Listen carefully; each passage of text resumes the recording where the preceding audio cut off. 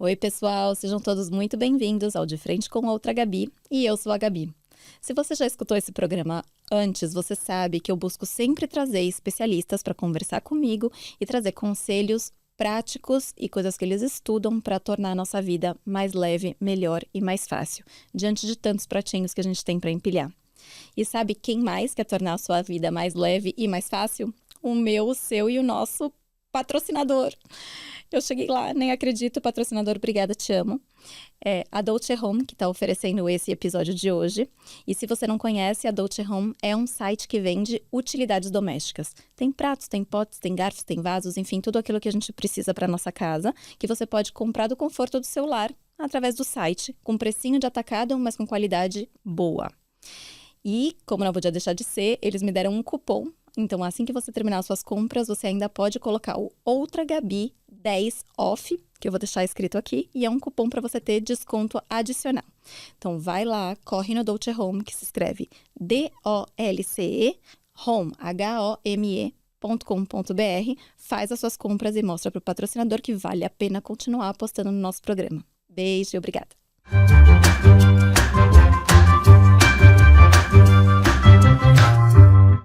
Vamos então falar o tema do episódio de hoje, que é importantíssimo e que em algum momento da vida passa, na verdade, pela cabeça de toda mulher, que é fertilidade. Para algumas mulheres, falar sobre fertilidade é remexer uma gaveta de emoções, frustrações, expectativas, medos e dúvidas. Aos 40 anos, então, esse assunto fica ainda mais delicado com um relógio biológico que não para de correr atrás da gente e que não dá trégua e com perguntas que aparecem a todo momento. Será que a maternidade tem mesmo uma data de validade para acontecer? E se esse não for o momento certo? E se a vontade de ter filhos aparece um pouco mais tarde? A ciência, será que pode ajudar a gente a escolher ou prolongar esse ciclo de gravidez e dessas decisões que são tão difíceis e particulares? Para conversar sobre isso, eu vou trazer alguém que está na linha de frente dessa discussão e que traz essas respostas. O Dr. Alexandre Lobel é ginecologista, especialista em reprodução humana, formado pela USP. Tem experiência internacional e hoje é médico da Mater Prime, em São Paulo. Ele dedica a carreira a ajudar mulheres e casais a realizarem o sonho de construir uma família, tratando de casos de infertilidade, endometriose e trazendo na prática o que tem de mais avançado na medicina para nos ajudar. E ele é meu amigo pessoal e eu amo ele muito, há mais de 20 anos. Seja muito bem-vindo, doutor Alexandre Lobel, ao De Frente contra a Gabi. Obrigado, Gabi. Obrigado pelo convite. Vai ser um prazer conversar com você e trazer o máximo de informação possível para quem está precisando. Eu acho que esse é um tema delicado, sensível para muita gente e com muita desinformação. Com certeza. Então, bora lá. Conta primeiro pra gente, Ale, se tem mesmo esse prazo de validade pra gente ficar grávida e qual é ele? Infelizmente, sim. Quando a gente pensar na nossa vida, realmente a sociedade mudou bastante, né? Quando a gente pega gerações anteriores, minha mãe, por exemplo, com 21 anos estava na primeira gravidez. Com 29 ela já tinha 3 filhos. Ou seja, a nossa geração passada, das nossas mães, esse tema não era conversado. Questão de fertilidade. Só que hoje não, hoje mudou. As mulheres vêm buscando uma gravidez cada vez mais tarde. Uhum. E muitas vezes no momento que a mulher pensa em engravidar, a gente começa a ter sim um prejuízo de qualidade dos óvulos. A mulher funciona diferente do homem. Nós homens vamos renovando o nosso estoque de espermatozoides a vida toda, da puberdade até morrer. Até por isso às vezes você vê homens de 80 anos, 90 anos, tem um relacionamento com a mulher de 30 e engravida. E a mulher funciona de forma diferente. A mulher nasce com um estoque limitado de óvulos e vai só caindo ao longo da vida. Mesmo utilizando anticoncepcional, grávida, mesmo antes da primeira menstruação, a mulher já perdeu parte dos óvulos. É uma queda lenta. Chega aos 32 anos, essa queda começa a acelerar. Com 35 anos, acelera mais. 37 para 38 anos, nós temos uma perda bem significativa, tanto de quantidade quanto de qualidade dos óvulos. Que muitas vezes é o momento que a mulher começa a pensar em engravidar. Tem alguns estudos que sugerem que a fertilidade natural vai acabar aí mais ou menos por volta de 10 anos antes da menopausa. Se a menopausa acontece por volta dos 50, a fertilidade vai acabar por volta dos 40. Nossa. Então, realmente, a gente tem um impacto importante da idade da mulher. Não é simplesmente como acontecia no passado, aquela tia chata que ficava falando, você tem que engravidar. Claro, tem uma questão social por trás disso, a gente pode falar sobre isso, mas existe uma questão biológica, e isso é muito importante. Você estava me falando na nossa conversa prévia, né? Qual que é a taxa possível para se engravidar naturalmente quando uma mulher faz 40 anos? Essa é uma pergunta bem interessante. E isso é algo que no mundo inteiro ninguém sabe. Eu estava num congresso europeu há poucos meses atrás e trouxeram dados de países europeus, questionários que fizeram com pessoas. E a gente percebeu que as mulheres realmente não entendem muito bem como é que funciona o seu próprio corpo. Eu brinco que a gente ensina as adolescentes como evitar gestação, mas a gente não ensina como mulheres de 35, 40 anos o que é preciso para conseguir engravidar. A gente fala, né, ter uma relação desprotegida, cuidado porque você vai engravidar. Sim. Mas a verdade é que a maioria dos casais não engravida no primeiro mês de tentativa. O casal vai precisar tentar um mês, e depois tentar outro, e depois tentar outro. Só para a gente entender as estatísticas, uma mulher de 30 anos tem mais ou menos 20 a 25% de chance ao mês. Ou seja, a maioria não engravida de primeira. Pacientes com 35 anos, a gente já está falando algo em torno de 15% ao mês. Pacientes com 40 anos, 5% ao mês. E daí vai só diminuindo, só caindo. Então, realmente, uma mulher de 40 anos que chega no meu consultório e fala, estou há 1 mês, 2 meses, 3 meses tentando engravidar, claro, é muito triste, mas não é inesperado que isso esteja acontecendo. Não, esse número de 5%, ele alugou um triplex na minha cabeça, desde a última vez que a gente conversou. Porque a sensação que dá... E eu tenho 2 filhos, mas quando você vai se aproximando dos 40, a sensação que dá é que tem um portal que tá fechando e você precisa correr e decidir. Eu não vou... Tipo o Enem, quando vai baixando aquela porta dos atrasados. Eu fico, eu não fico. E é uma pressão para todas as mulheres, para tomar uma decisão ou para fazer alguma coisa, ou se chegar até que bem resolvidas, ok. Mas é muito sufocante esse número. Sim, tem uma frase da Oprah que ela fala o seguinte, que a mulher pode ter tudo, ela só não pode ter tudo de uma vez só. E isso é verdade do ponto de vista social, mas também é verdade do ponto de vista biológico. Eu brinco, às vezes o paciente vem com raiva falando, né? Poxa, mas não é justo...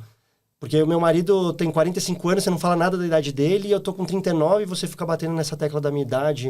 Eu até brinco, falando, não é culpa minha, né? É assim, que são os é feitos. assim, o corpo é assim. E tem um porquê, no final das contas. Se a gente pensar do ponto de vista evolutivo, imagina a gente como animais no meio da savana. O indivíduo da espécie humana não vivia até 90 anos. A gente vivia até 50, 60 anos, não mais do que isso. Então, pensar numa gravidez com 40, 45 anos, sendo que você vai ter uma vida útil, produtiva por mais 5 anos, depois logo você vai estar próximo do fim da sua vida, não faz sentido. Agora, a gente vive até 90 anos. Quantas pessoas mudam de carreira com 50 anos? Então, vão mudar de vida, muda de país. Se brinca, né? Os 40 são os novos 30, os 50 são os novos 40. Sim. E para muitas coisas, sim. Mas quando a gente olha para a fertilidade, não. Então, realmente, é algo que precisa ser mais conversado. Porque, além desse problema que a gente vê, e aqui a gente está tentando escancarar esse problema, tem muitas pessoas que não entendem, não sabem. A mulher não conhece o seu corpo, o casal não entende que quando ele chega ali por volta dos 40 anos, não é simplesmente uma questão de desejo. Eu quero ou eu não quero engravidar. Talvez ela não possa engravidar, ela não consiga engravidar mesmo que ela queira muito. Isso foi uma outra coisa que chamou minha atenção na nossa conversa, porque eu tinha para mim uma ideia de que, de alguma forma, isso era falado e era uma escolha da mulher. Olha, talvez eu vou priorizar minha carreira agora, mas consciente. E você me diz que muita gente que chega no seu consultório chega meio desavisado, no sentido de, talvez eu tenha que fazer um tratamento, ou talvez eu tenha que fazer alguma coisa, mas é rápido. Enfim, qual que é a tua impressão? Como que as pessoas chegam para você? Uma das frases que eu mais ouço no consultório é: se eu soubesse disso, eu teria feito diferente. Se eu soubesse que seria assim tão difícil, se eu soubesse que a medicina não estava tão avançada assim quanto eu achava. Não é raro atender casais que estão juntos há 10 anos, 15 anos juntos, e nunca pensaram em gravidez ou falaram, vamos deixar para mais tarde. E aí, de repente, a mulher chega com 42 anos. Uma situação já super delicada. Que vai passando o tempo, além dessa perda de quantidade e qualidade dos óvulos, e isso vai ser super importante, também aumenta a chance de aparecer doenças benignas, doenças malignas. Então, quanto mais... Eu tento evitar usar a palavra velha, né? Porque Não é justo, tá não tudo é justo. bem, a gente não vai chorar. A gente tá bem resolvido com isso. Uma mulher de 40 anos falar que ela é velha, assim, uma loucura, né? Mas quando a gente olha do ponto de vista Talvez pra engravidar, tá, velho? reprodutivo, a gente já tá numa idade muito delicada. Tem até um termo, eu me lembro que uma amiga que ficou grávida aos 40, no ultrassom, a enfermeira falou, você é uma grávida tardia. Gestante idosa. Gestante idosa! Não tem nada de legal nisso. Como é que a pessoa fala isso? Eu não uso esse termo mais. Você é uma gestante idosa, e era. Mas só pra gente voltar um pouquinho e esclarecer o conceito, o que quer dizer, a partir de que momento você pode considerar que você tem uma infertilidade? Quanto tempo tentando? O que é isso? Como eu acabei de falar, não é esperado que o casal engravide no primeiro mês de tentativa. Sim. A infertilidade pressupõe um tempo de tentativa. A definição clássica é o casal que está 1 ano tentando engravidar, relações regulares, desprotegidas e sem sucesso. Essa é a definição mais clássica. Então. A Sociedade Americana de Reprodução Humana sugere que para mulheres que têm mais de 35 anos, a gente não espere 1 ano para investigar. A gente espere 6 meses. E não é que em 6 meses você é obrigado a fazer um tratamento. Mas faz sentido você parar, investigar se existe algum problema, se vai ser necessário algum tipo de tratamento, que pode ser um caminho super simples, como ajustar vitaminas, orientar o casal sobre o período fértil e continuar tentando, ou pode ser que a gente já precise passar para o tratamento mais complexo, que é a fertilização in vitro. Mas ter esse prazo na cabeça, ele é super importante. Às vezes o casal vem e fala assim, a gente está há 6 meses tentando. Aí eu falo, legal, conta mais. Eu parei a pílula há 2 anos, mas há 6 meses que a gente está olhando, ali tentando. Eu falei, não, calma. Mas tá há 2 anos sem pílula. Você está há 2 anos? Será que no primeiro mês você poderia ter engravidado? Aí o casal fala, poderia, mas a gente não estava ali daquele jeito. Ok, mas vocês já estavam nesse momento inicial. E eu super entendo, na hora que o casal decide engravidar, é natural que você queira, vamos levar numa boa, vamos tentar fazer uma coisa mais leve, ser uma coisa divertida. Só que aí vai passando um mês e vai passando outro, e o positivo não vem, e aí vem a menstruação, frustração. Passa um tempo, já começa a vir um peso.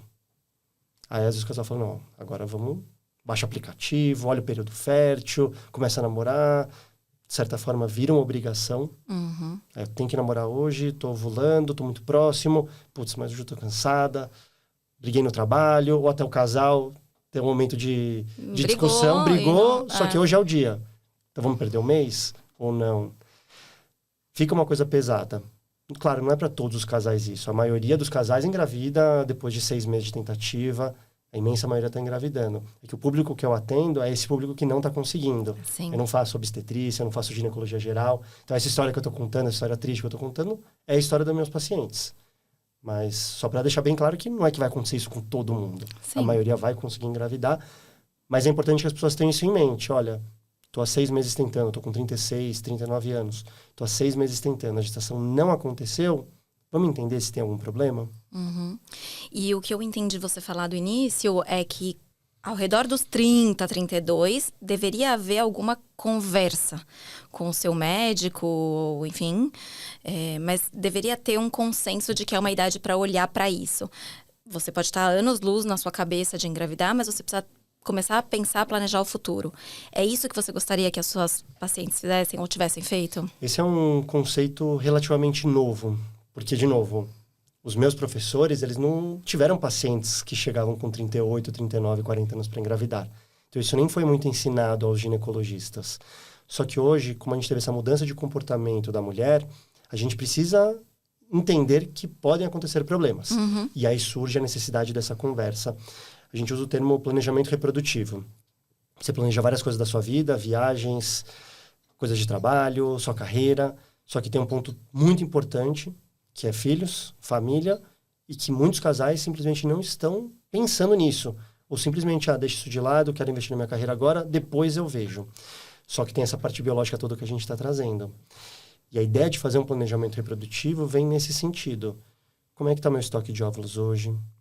Existe alguma doença que eu tenho, sou portadora, que pode atrapalhar? E aqui eu estou falando portadora, mas pode ser portador também. A infertilidade não é só da mulher, é do casal. Existem potenciais riscos para a infertilidade. Infelizmente, a gente não tem nenhum exame que me fala se o casal é fértil ou infértil. Mas eu posso ver potenciais fatores de risco. Sim. Então, por exemplo, eu tenho uma síndrome dos ovários policísticos, é uma doença que pode causar infertilidade. eu tenho uma endometriose, o homem tem uma varicocele. Opa, então, dentro do meu planejamento, talvez não faça sentido eu deixar para tão tarde. Porque vai ter a questão da idade, que vai ser um fator de dificuldade, só que eu vou somar outros fatores. Então, além da questão da idade, eu ainda tenho um ovário policístico. Eu ainda estou acima do peso, que é um ponto que vai dificultar. Ou estou abaixo do peso, que também é outro problema. Quantas variáveis, meu Deus! São muitas variáveis. Não é tão fácil engravidar quanto a gente achou, né? E se a mulher vai com 30, 32, então ela chega no consultório e fala, olha, não tô nem perto, ou talvez não tenho nem cara para ir, mas eu quero congelar. Aí ela congelou, fez o tratamento, congelou. Esses óvulos ela pode usar até quando? Legal. Existe uma recomendação do Conselho Federal de Medicina que a gente faça tratamentos em mulheres até os 50 anos. Tá. Essa não é uma lei e não é uma recomendação absoluta, porque eu tenho pacientes de 51 anos que são mais saudáveis do que as de 49. E essa recomendação vem por conta de riscos que a mulher, a gestação pode ocorrer por conta do avançar da idade. Uhum. O ideal é que a mulher engravide o quanto antes. Porque quanto maior a faixa etária, mais riscos obstétricos. Realmente, quando a gente pensa em gravidez após os 40 anos, que pra gente é algo normal hoje no dia a dia, existe sim um aumento de complicações obstétricas. Assim, falando de forma geral, os riscos vão aumentar de 2 a 3 vezes quando a gente pensa em pacientes com menos de 35 anos.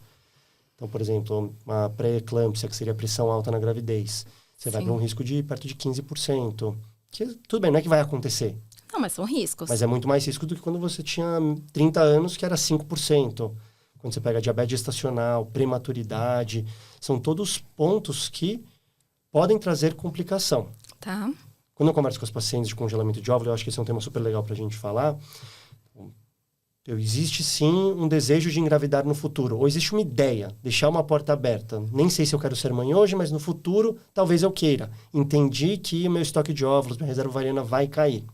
Quero tomar uma atitude hoje para tentar minimizar o impacto da idade. E aí a gente vai entrar na discussão do congelamento de óvulos. Quando a gente pensa nas questões, por exemplo, chance de gravidez, chance de ter um bebê com algum problema, risco de aborto, isso tem muito a ver com a idade do óvulo. Por isso que é legal congelar óvulos. Tá. Porque os óvulos estão ali guardados, congelei aos 30 anos, os óvulos têm 30 anos. Mesmo que eu queira engravidar com 45, 50 anos. Agora, quando a gente vai olhar para essas complicações obstétricas... Aí É tem a casinha do óvulo que importa. Exato, tem a ver com a idade da mulher que está engravidando.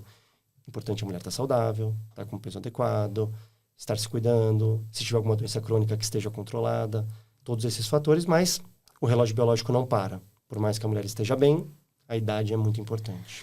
Ai, Deus, tá. Agora vamos dizer que não tive essa conversa e depois a gente pode... Eu adoraria voltar num ponto contigo, que é por que os médicos não falam claramente sobre isso com a gente quando tem 30, 32. Mas vamos voltar nisso. Mas vamos supor que eu não fiz esse estoque, eu não tive essa conversa e tô com meus 39, 40 anos e chego pra você. O que existe pra eu fazer? O que dá pra fazer? Tem dois contextos. Tem o primeiro contexto da mulher que estou com 39, 40 anos e ainda não quero engravidar. Não tenho parceiro, não me sinto pronta, minha carreira não quero parar minha carreira por causa disso. A gente pode pensar em congelar óvulos, mas entendendo que o congelamento de óvulos nunca é uma garantia, é uma alternativa. Uhum. A melhor forma que uma mulher tem para conseguir engravidar é tentar o quanto antes. A gente pode eventualmente pensar nesse congelamento. Agora, numa mulher que estou com 39, 40 anos, quero engravidar, não estou conseguindo, que aí é um contexto já um pouco diferente. Primeiro a gente precisa entender o porquê. Aqui a gente está falando da idade, mas pode ser que existam outros problemas, Sim. inclusive da parte masculina. Fiz toda a investigação, estou tentando, não estou conseguindo. A gente vai começar a pensar em tipos de tratamentos, que podem ir desde tratamentos mais simples, como tratamentos mais complexos, como a fertilização in vitro. Hoje a gente fala de fertilização, e é o que mais se fala, porque realmente é o tratamento que traz mais chance de sucesso. Sim. É o tratamento que traz maior probabilidade, mais aproxima os casais da gravidez. A ideia da fertilização é você pegar um óvulo, pegar um espermatozoide, juntar no laboratório. Eventualmente a gente até consegue fazer testes nesse embrião antes de colocar ele no útero, para entender se não existe algum tipo de alteração cromossômica. Por exemplo, a síndrome de Down, que é a alteração cromossômica mais comum, mas tem outras. A gente pode fazer esse teste quando é indicado e pegar o embrião e colocar ele dentro do útero. Uhum. A gente está mais próximo da gravidez. Então, eventualmente, esse acaba sendo um caminho para muitos casais, mas tem tratamentos mais simples, como a inseminação, que é pegar o sêmen, colocar o sêmen pronto dentro do útero. E aí a fertilização tem que acontecer de forma natural. Muitas vezes na mídia se trata inseminação e fertilização como sinônimos, mas não são. São tratamentos bem diferentes, com chances de sucesso diferentes, indicações diferentes. Então, veja, tem muitos caminhos, mas vai depender muito de cada caso. Bom, mas já é um alívio, eu vi que tem caminhos, né? Com E que tem certeza. possibilidades. Você falou que são chances diferentes, eu não sabia isso. Qual que tem maior chance de sucesso? A fertilização in vitro é o que traz mais chance. A inseminação é uma chance menor. E na inseminação você não consegue fazer esses testes que você me falou, que evitam as síndromes, que aumentam muito as chances depois dos 40. Isso. Então, para entender do que a gente está falando, né? Quais são essas chances? Avançar da idade, perda da qualidade do óvulo, isso vai se refletir diretamente na chance de gravidez, que é o que a gente foi falando das porcentagens. Sim. Risco de aborto. Então, por exemplo, uma paciente com 25 para 30 anos, perto de 10% das gestações evoluem para um abortamento espontâneo. Quando eu pego pacientes de 40, 44 anos, risco de aborto já passa a ser 30% a 40%. Paciente acima dos 45 anos, pelo menos metade, 50%, 70% das gestações vão evoluir para um aborto espontâneo. Novos triplex em minha cabeça, novos triplex. Isso tem muito a ver com a questão da qualidade do óvulo. E quando a gente fala de qualidade, existe uma questão, sem querer ser muito técnico, mas a questão da própria célula. A célula está envelhecendo. Porque lembra, a mulher nasce com o estoque e vai só caindo ao longo da vida. Ela não renova. Então, todos os seus óvulos estão dentro do seu ovário. O óvulo que gerou o seu filho nasceu junto com você. Ele já estava lá. Tudo que você passou na sua vida, de positivo e de negativo também, exposição a agrotóxicos, poluição, seus óvulos também foram expostos. Nossa, que loucura. Que culpa, Deus. Saiu um trabalho agora, em setembro desse ano, de pacientes que consumiam cannabis e detectou o THC no líquido que fica em contato com o óvulo. Ou seja, tudo que você vai ser exposto na sua vida, o seu óvulo vai ser exposto. E essa exposição causa um prejuízo ali na célula em si. Mas o principal problema que a gente atribui à questão da idade é a questão dos cromossomos. O óvulo deveria ter 23 cromossomos, o espermatozoide traz 23 cromossomos para juntar e formar um indivíduo novo com 46 cromossomos, igual a todos os indivíduos. Uhum. Com o avançar da idade, você tem um aumento de chance do óvulo apresentar algum tipo de alteração. Então, não ter 23, ter, por exemplo, 24. E aí o espermatozoide traz mais 23 e acaba gerando um indivíduo com 47 cromossomos, que tem a síndrome de Down, que é um cromossomo 21 a mais. Você tem outras síndromes, por exemplo, a síndrome de Turner, que é quando você tem um cromossomo sexual X e não tem outro cromossomo sexual, é X0, por exemplo. Klinefelter, que é XXY, enfim. Você tem muitas alterações. A verdade é que a maioria dessas alterações não tem nome, porque não nasce. É muito grave, é inviável. Incompatível com a vida. Incompatível com a vida. Esse embrião chega no útero, ele nem consegue grudar e se implantar, ele provavelmente evolui para aborto. Por isso que com a avançada da idade você tem muito risco de aborto. Tá. Mas eventualmente pode evoluir e nascer. Quando a gente pensa nessas alterações, aqui primeiro vem à mente é a síndrome de Down, que não é que toda paciente com 40 anos vai ter um bebê com síndrome de Down. Inclusive, a maior probabilidade é que seja uma gestação saudável. Tá. Só que você aumenta os riscos, para a gente trazer em números. Porque hoje tem pacientes que vêm no meu consultório, ali por volta dos 40 anos, falando, a gente não está tentando, porque a gente está com medo. Uhum. A gente nunca se expôs, a gente nunca teve relação desprotegida, porque a gente tem um medo de ter um bebê com problema, a gente quer fazer fertilização in vitro para evitar isso. E eu tento trazer para a realidade, do que a gente está falando desse risco. Qual que é o medo real e o quanto é um medo... Não vou falar... Quando de fato é para estar com medo mesmo. Exato. Quando realmente a gente tem que estar preocupado. Com 20 anos, a chance de uma mulher ter um bebê com síndrome de Down é 1 a cada 1.600 nascimentos. Tá bom. Acontece, mas é pouco provável. Pacientes com 35 anos, mais ou menos 1 a cada 300, 400 nascimentos. Pacientes com 40 anos, perto de 1 a cada 100 nascimentos. Me parece enorme isso, doutor Alexandre. É um risco grande, mas 99% das vezes não vai ter. Tá. Aos 45 anos, 1 a cada 30 nascimentos. Uau. Você vai realmente aumentando bastante. Quando você compara aos 20 anos, você tem um aumento muito expressivo. Mas aos 40 anos, 99% das vezes, não vai acontecer. É que quando você pensa você sendo esse 1%, é muito difícil. Você quer tomar esse risco? Claro. Que louco, você me falou, né, isso um pouco, das pessoas irem pro terceiro, quando foi pro terceiro filho, aí foi procurar um in vitro, porque a mulher já estava mais... nunca tinha pensado nessa possibilidade, né? Sim. Mas aí não é uma questão de infertilidade, talvez é para reduzir riscos. Talvez ela não conseguisse. Talvez ela tentasse e não conseguisse, porque ela já está com uma idade mais avançada, mas ela nem se expôs. Sim. Né? Falando do congelamento, eu tenho casais que chegam para mim com 35, 37 anos, a gente vai começar a tentar naturalmente, a gente nunca teve nenhum problema, mas a gente pensa em ter 2 ou 3 filhos. Sim. Entendemos que aos 39, 40 anos, talvez nesse momento que a gente queira engravidar seja difícil, então queremos congelar hoje. Tem várias estratégias que a gente pode fazer dentro de um planejamento reprodutivo. Nossa, mas você abrindo essa luz, é muito importante pensar os 32. Porque olha tudo que você tem que pensar. Mas vai ser um filho, mas vão ser 2, mas vão ser 3, mas vão ser quantos. E eu entendo que nessas... Leiga, tá? Leiga, não me julga. Mas me parece que quando você faz tratamento, a chance de vir múltiplos é enorme. Por quê? Porque você tá aproveitando aquela leva, né? Aquela tentativa para mais vingarem. É isso que você tá fazendo? Isso acontecia muito no passado. Tá. Por quê? Ai, leiga e desinformada. Não, imagina. Mas todo mundo... Essa é uma pergunta de 100% dos casais. Se eu fizer fertilização in vitro, eu vou ter gêmeos? Porque alguns casais até querem os gêmeos e outros casais não querem de jeito nenhum. Imagina, você tá tentando o terceiro, aí vem 3, 4, 5. Imagina, a gente não quer isso, né? A gente quer uma gestação saudável. E a gente sabe que gestação de gêmeos é uma gravidez de alto mais risco. arriscada. Tá? Então, existe um esforço da comunidade médica hoje para reduzir o risco de gêmeos. A gente até fala risco, e não chance de gêmeos. Por que no passado a gente tinha muita gestação de gêmeos, trigêmeos? As nossas técnicas não eram tão boas de reprodução assistida. Então, antes, a gente cultivava os embriões numa incubadora até o 2º ou 3º dia de desenvolvimento. Hoje, a gente cultiva até o 5º, 7º dia. Isso faz com que alguns embriões parem no meio do caminho, porque eles não eram embriões saudáveis. A gente consegue selecionar melhor os embriões. Antes, a gente não fazia biópsia em praticamente todo mundo, ninguém. Poucos pacientes realmente tinham indicação de fazer, a técnica estava começando. Hoje, a gente faz biópsia em muitos embriões. Então, a gente consegue selecionar melhor o embrião. A gente sabe que parte dos embriões que são formados vão ter alteração. Parte vai ser cromossomicamente normal. Só que se você não faz a biópsia, você não sabe. Não sabe.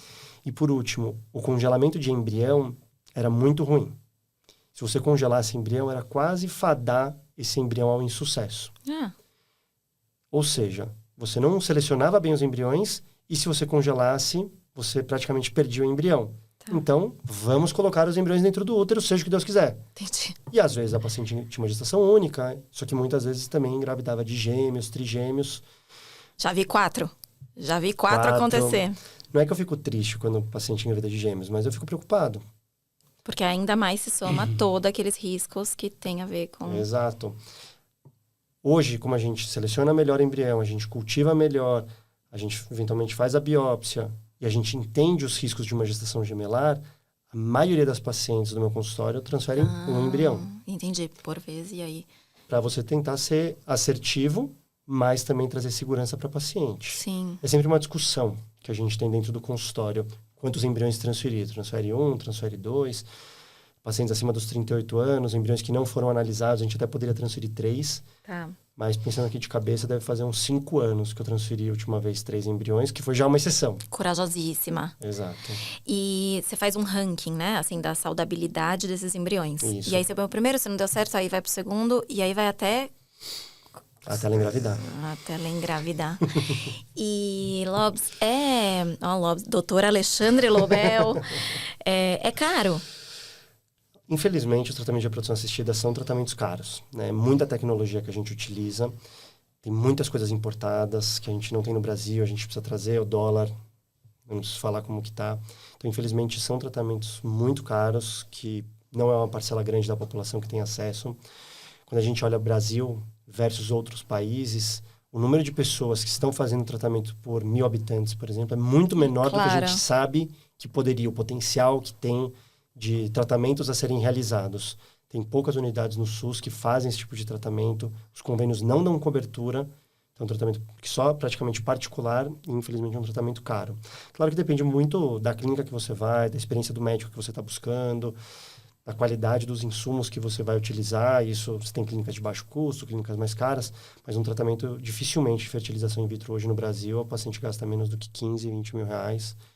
Ele pode chegar a fertilização. Uma fertilização. Mas você me contou que o congelamento de óvulos tem um custo inicial, mas depois para manter esse óvulo congelado, porque vamos falar que a gente está congelando com 30, 32, você vai ter esse filho com 40, 42. Então, são 10 anos pagando um congelamento. Sim. Esse pagamento não é tão caro? Em geral, assim, é um custo bem mais barato.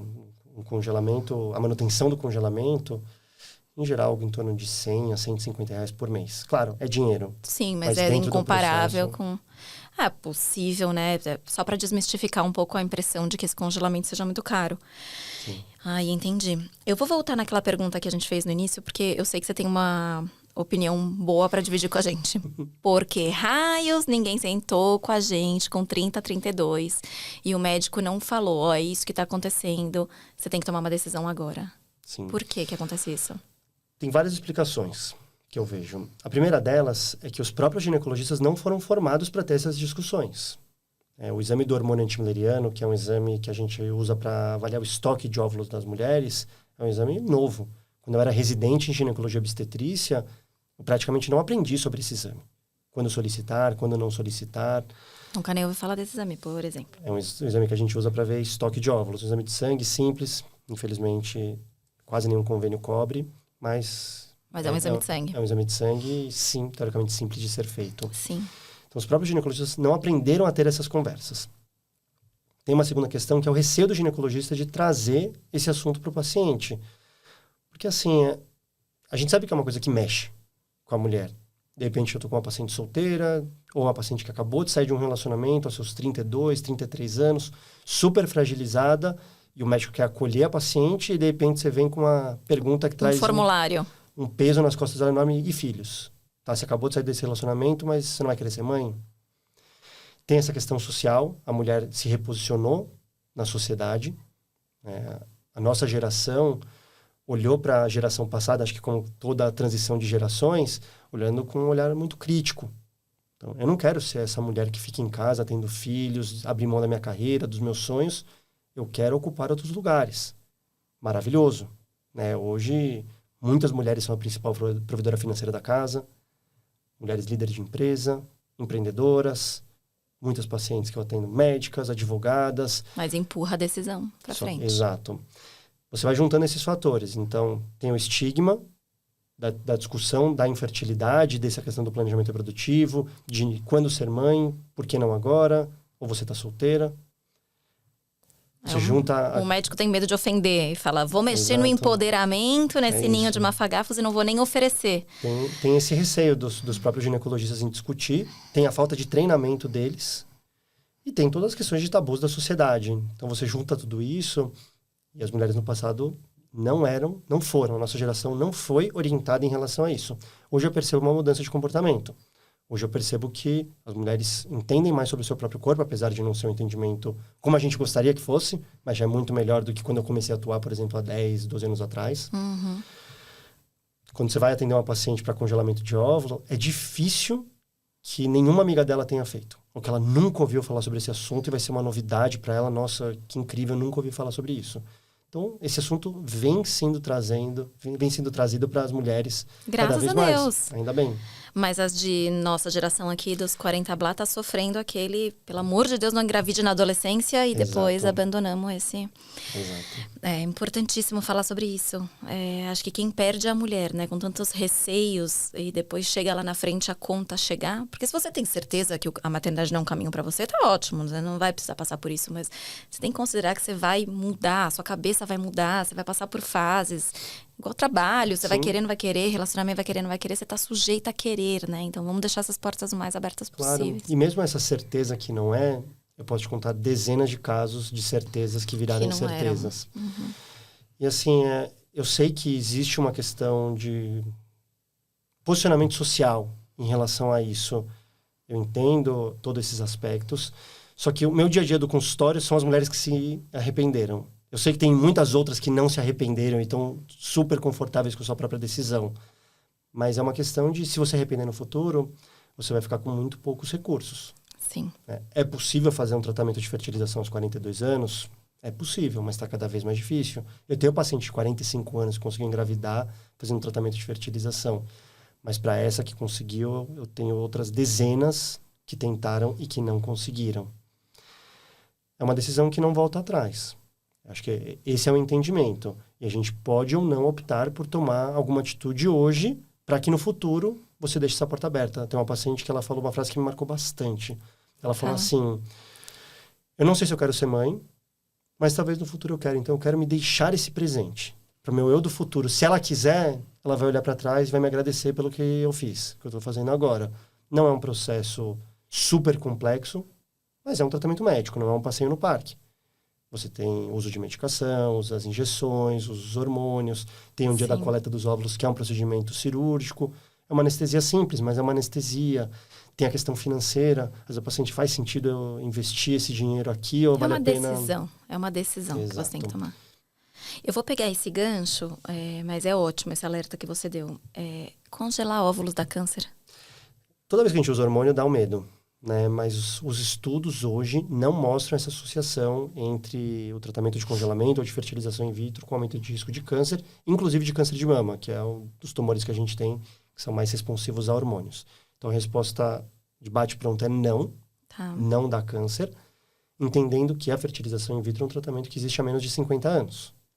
Ou seja, as primeiras mulheres que fizeram tratamento de fertilização in vitro, vamos imaginar que elas eram com seus 30 anos, hoje elas estão com seus 70, 80 anos. Sim. Então, é um tratamento novo.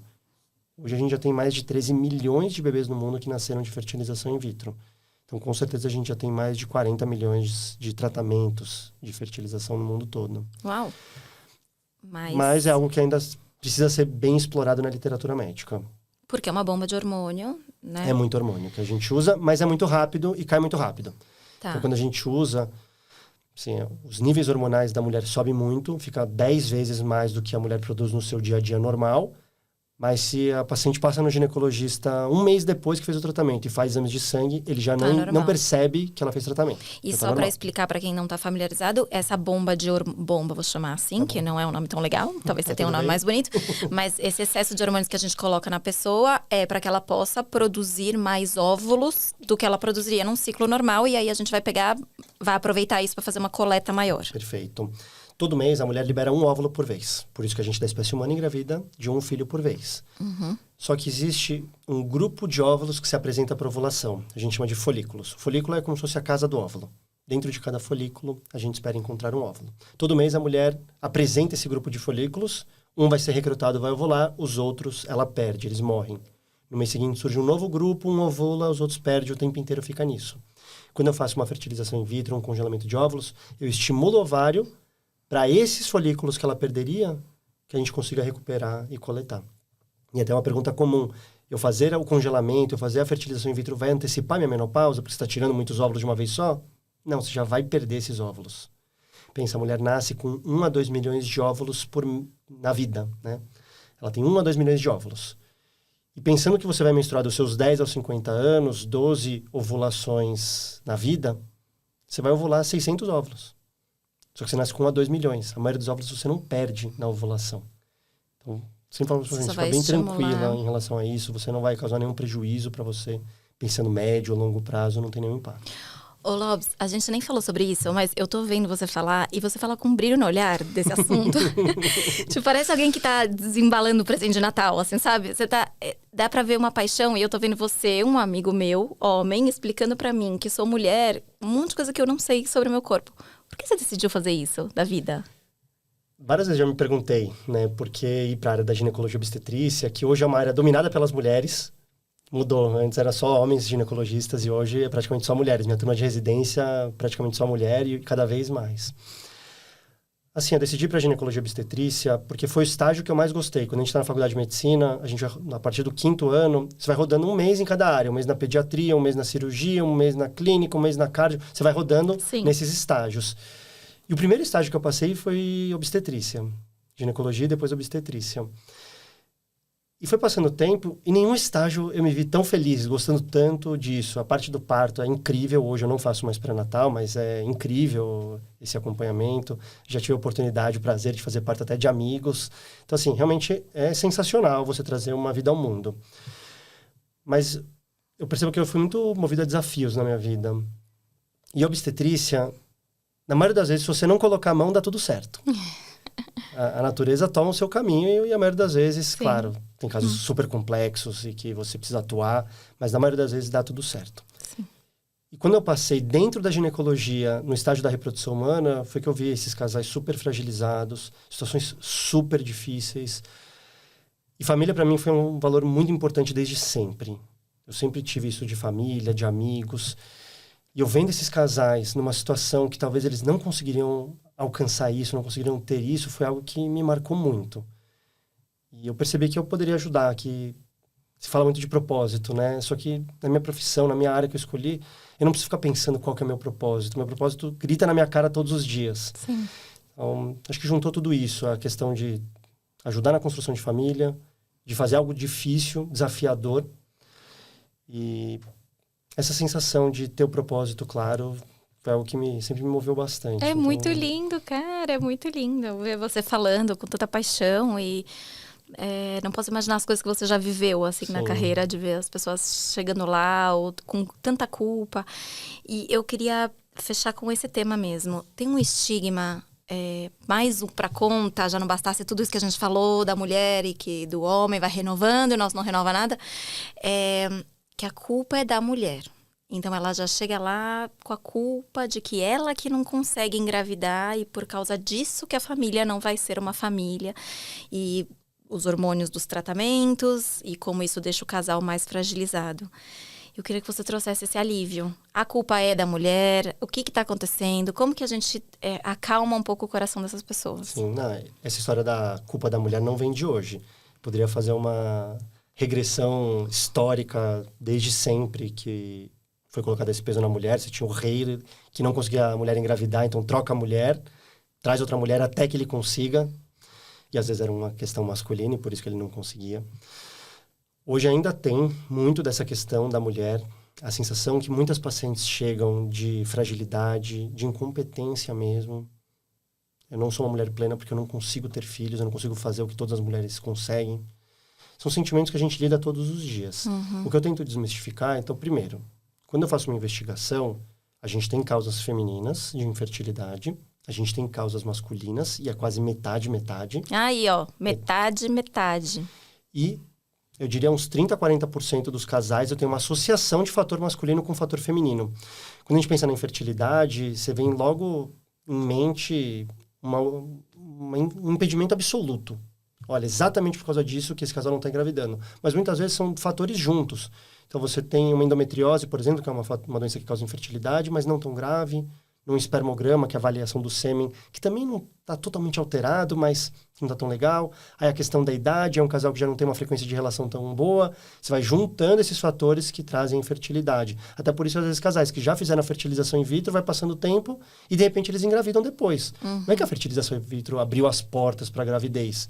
Eles simplesmente foram expostos a mais anos. Aqui, não dá para um casal que está ali com 35 anos, vamos tentar mais 5 anos, e se não der, depois a gente faz a fertilização, porque... Sim. Mesmo a fertilização in vitro, que eu coloquei aqui como um tratamento maravilhoso, ele não garante uma gravidez. A gente faz toda essa investigação e uma parte das pacientes eu encontro o fator feminino, uma parte eu encontro o fator masculino. Mas no final a ideia de encontrar o fator não é determinar a culpa, porque é sempre do casal. Não é a infertilidade da mulher, a infertilidade do homem. É a infertilidade do casal. É o casal que não está engravidando. E aí a gente vai pensar em tratamentos. O que eu falo para as pacientes... Você não vê alguém se culpando porque é hipertenso. Você não vê alguém se culpando porque é diabético, porque está com câncer. Não, você entende que é uma doença, que é um problema, que tem questões genéticas, que tem questões ambientais e que tem simplesmente as questões do acaso. E você vai tratar a partir daí. Então, por que a gente olha para a infertilidade diferente? Infertilidade, na imensa maioria das vezes, é uma doença, é um problema de saúde. É uma questão biológica. E a gente vai pensar no tratamento que seja por causa disso. Perfeito. E eu acho como eu olho para essas mulheres, tenho amigas, enfim, que passaram por essa questão e tudo mais. Eu mesma, com 40 anos, agora tô... Ai, meu Deus, o que eu devo fazer da minha vida? Porque tá acabando, será que é? Será que não é? Mas eu olho com tanta admiração e coragem, porque uma vez que a gente chegou no diagnóstico, né, que vocês entenderam o que tá acontecendo e o plano vai começar a agir, é na mulher. A coleta do óvulo é na mulher, a inseminação é na mulher. A mulher passa por tanta coisa. E que mulher corajosa que está a fim de disponibilizar o corpo dela para tudo isso, para que o sonho da família seja realizado. Então, é mudar um pouco essa perspectiva, né? De que ela não é, ao contrário, uma culpa. Queria ver se tivesse que coletar os óvulos no homem e toda essa bomba de hormônio, não ia sair filho, a humanidade tinha acabado há muito tempo. Então, ao contrário, eu olho para essas mulheres com muita coragem e que elas se sintam abraçadas também, né? Pela essa determinação que elas tiveram de ir atrás para que os dois pudessem realizar um sonho? Com certeza. Às vezes a paciente me pergunta, será que eu conto pro meu filho que eu fiz fertilização in vitro? A gente também faz um tratamento que é com ovo doação, óvulos doados. Às vezes a mulher está na menopausa e ela tem que pegar óvulos doados. E aí vem essa discussão, será que eu conto que eu peguei esses óvulos doados? O que eu tenho que trazer para elas é exatamente isso. Eu não acho que você é menos mãe porque você fez um tratamento. Talvez até o contrário. A maioria das mães são mães simplesmente tiveram relação, que elas já faziam todo dia, ela simplesmente parou a pílula e a coisa aconteceu. Você não, você lutou para esse filho. Você fez tudo. Você investiu físico, emocional, financeiro, social. Você quebrou tabu, você passou por cima de crenças, muitas vezes, para trazer essa criança ao mundo. E quando a gente recebe as fotos, as mensagens, olha, fiz um ano aqui, a fotinho, obrigado. A gente vê o quanto esse casal se fortaleceu, a força dessa mulher. Então, realmente é incrível fazer parte de todas as histórias. Uau! A gente falou que era legal chorar no episódio para gerar engajamento. Olha aqui um episódio bom para isso acontecer. Que eu fico muito emocionada e, de novo, agradeço muito você estar aqui. E que privilégio ser sua amiga e ver você com um propósito tão bonito. Antes de te falar tchau, tem uma pergunta comum que eu faço para todos os convidados que vêm aqui, porque a gente fala de A a Z, coisas muito diferentes. Eu quero uma pergunta que junte todo mundo. E eu queria saber qual foi o melhor e o pior conselho que você recebeu na sua vida. Quando eu ouvi você falando dessa pergunta, num outro episódio que eu assisti, eu fiquei pensando sobre essa questão de conselhos. E tem um conselho que é muito bom, que eu ouvi, que é o contexto é rei. Então, quando você ouve uma coisa, isso só para dar um background do que eu pensei. Às vezes a pessoa vai te dar um conselho, mas para a realidade dela. Para ela, aquele é o melhor conselho que ela pode te dar. Que talvez para você seja ruim. E aí, pensando nisso, talvez o melhor e pior conselho, que para mim, no final das contas, é o mesmo conselho, é o melhor e o pior. Eu tinha um chefe que foi uma das minhas principais inspirações. Eu comecei na clínica dele a trabalhar com reprodução humana. Ele abriu muitas portas para mim, eu sou muito grato a ele. E ele sempre me falava, tenha paciência, tenha calma. As coisas vão acontecer, tenha calma. E eu ficava com muita raiva quando ele falava isso. Eu achava o pior conselho do mundo que ele poderia me dar. Porque a realidade dele foi diferente da minha. Uhum. Ele desbravou a reprodução humana no Brasil. Assim, ele foi um dos primeiros. O pai dele foi um dos primeiros que fez. E ele já assumiu direto. Na época dele, não tinha ninguém que fazia reprodução humana. E na minha época tem muita gente de reprodução humana. Graças a Deus, a gente tem muita gente para atender esses casais. Só que isso do ponto de vista de consultório é muito complicado. Sim. É uma carreira, no fim das contas. Na turma dele, ele era o único médico que fazia reprodução humana. Na turma de cima dele, ninguém fazia, né? De baixo, ninguém fazia. Na minha turma, só na minha turma tem 4 que fazem. Se eu tivesse seguido os passos dele, com certeza hoje meu consultório estaria vazio. Eu não estaria atingindo esse propósito todo que eu faço. Eu não estaria ajudando tantas pacientes quanto eu ajudo. Mas, ao mesmo tempo, entender que tudo na vida é um processo e que a gente tem que ter paciência, também, para mim, hoje é o melhor conselho. Porque às vezes a gente fica afobado e querer resolver as coisas e querer que aconteça para ontem e não acontece. E eu acabo trazendo isso para minhas pacientes também. Você pede um negócio no iFood, dá lá meia hora, não chegou, dá 40 minutos e já quer tacar o celular na parede. Sim. A gente quer tudo para ontem. E a gravidez, os tratamentos, eles são um processo. Não é que a gente tem que ficar passivo. Então, de novo, o pior conselho, ficar esperando as coisas acontecerem, ter paciência. Não é tão legal se você assume uma posição ou de vítima ou de espectador da sua própria vida. Mas, ao mesmo tempo, entender que você vai demandar um esforço em tudo que você vai fazer e que não necessariamente vai acontecer no dia seguinte. Que você está plantando e uma hora você vai conseguir colher. Nunca ninguém me falou que o melhor e o pior eram o mesmo conselho, mas eu achei lindo e brilhante, porque é isso, o tempo de esperar e o tempo de agir. E quem vai ditar isso é a sua própria intencionalidade. Muito lindo. Obrigada, Lopes, por ter vindo. Eu adorei estar com você. Eu vou deixar, enfim, esse vídeo ele vai estar no YouTube e nas redes, mas quem tiver perguntas, pode mandar para mim. Eu encaminho, mas se não, também a gente vai deixar o perfil do Dr. Alexandre Lobel disponível. Pode mandar para ele. A gente sabe que as variáveis são imensas e tem muitos casos muito específicos, mas a gente vai adorar responder as dúvidas de todo mundo. Certo? Obrigado, Gabi, pelo convite. Muito obrigada. Realmente é incrível falar sobre tudo isso. A gente poderia ficar horas aqui, mas eu tenho certeza que esse episódio pode ser uma fagulha para alguém entender que preciso conversar, preciso pensar. E se uma pessoa já se beneficiar, já vai ter valido a pena.